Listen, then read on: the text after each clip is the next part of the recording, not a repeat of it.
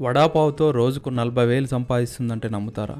కానీ నమ్మండి. Street food రుచి చూసే వారందరికీ వడాపావు గురించి ప్రత్యేకంగా చెప్పాల్సిన పని లేదు. పేదవాడి ఆహారంగానూ దీనికి పేరు. తక్కువ ధర, కడుపు నింపుతుంది. మహారాష్ట్రలో దీనిపై ఆధారపడే వాళ్ళు చాలా మంది. అలాంటి వంటకంతో ఒక అమ్మాయి నెలకి ₹1,00,000 వరకు సంపాదిస్తుంది. ఎలాగో ఇప్పుడు తెలుసుకుందాం. చంద్రిక గేరా దీక్షిత్. ఇట్లా చెప్తే తెలియదేమో గానీ వడాపావ్ గర్ల్ అంటే మాత్రం చాలా మందికి తెలుసు. దేశమంతా గుర్తుపడుతుంది. అంతలా గుర్తింపు తెచ్చుకుంది చంద్రిక.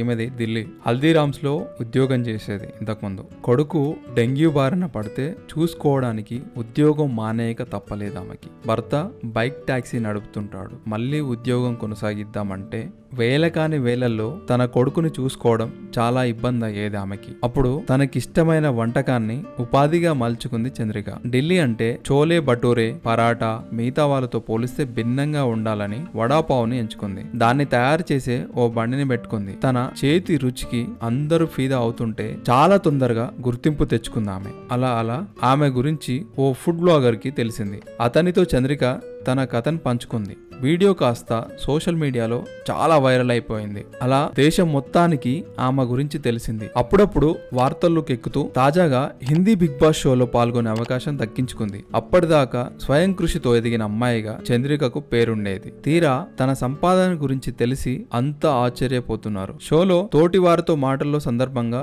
రోజుకు 40,000 సంపాదిస్తానని చెప్పింది. అది విని తోటి వారే కాదు, ఇంటర్నెట్ మొత్తం ఆశ్చర్యపోతుంది. పైగా ఫోన్, ఆన్లైన్, సినిమాలు పక్కన పెట్టి మీరు ప్రయత్నించండి, సాధించగలరు అని సలహా కూడా ఇస్తుంది.